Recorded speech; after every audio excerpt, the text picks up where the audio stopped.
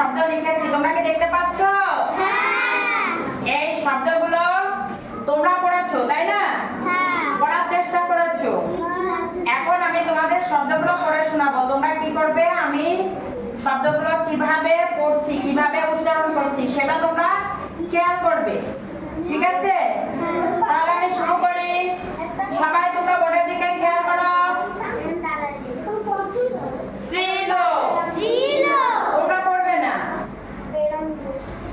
ত্রিলো, দেবরা, ময়ূর, সরব, কুশিত, কুকুর, Shanta, grain, কানুষ, tumble, মাটি, তাপলা, ছাকরা, কীট, জালবুর, জওয়াল, কৃষদ, জিরাগ, জকি, জগ, থুর, বৈশা, বাকলা, বাকি, দিন, তোঙা,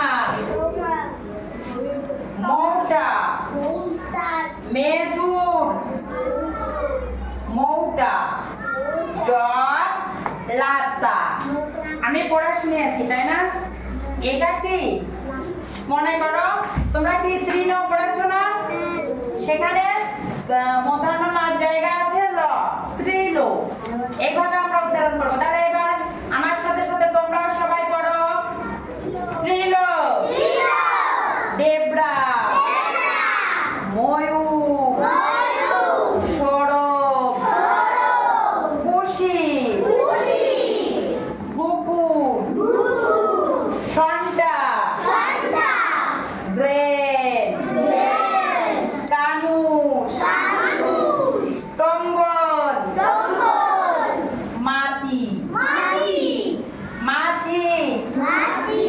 তাপলা, ছাকরা, কীট, জালবুর।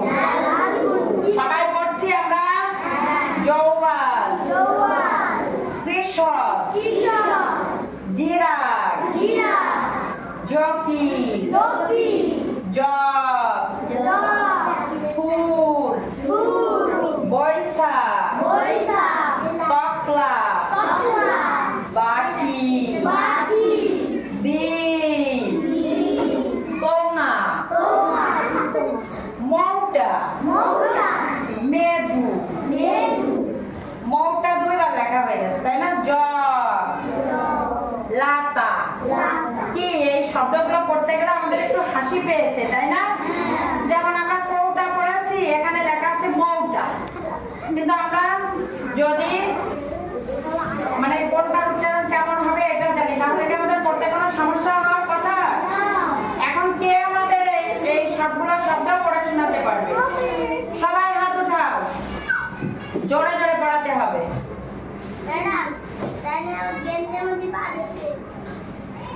আচ্ছা হাত নামাও, পড়াবি পারবা? আচ্ছা চলে আসো, জোরে পড়াবা, দেখা যাবে কত জোর আছে গলায়।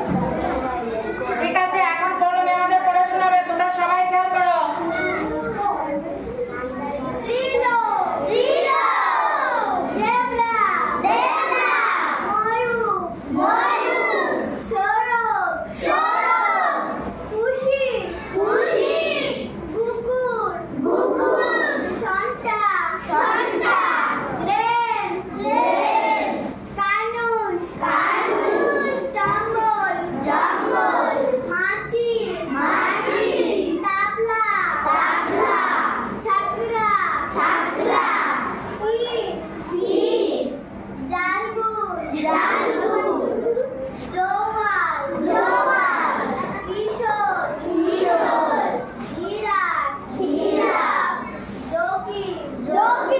সবাই পড়ছি?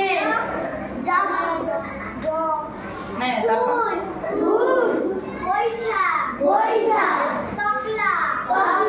ওই ভাষা আস্তে শোনা হচ্ছে জোরে। তোমার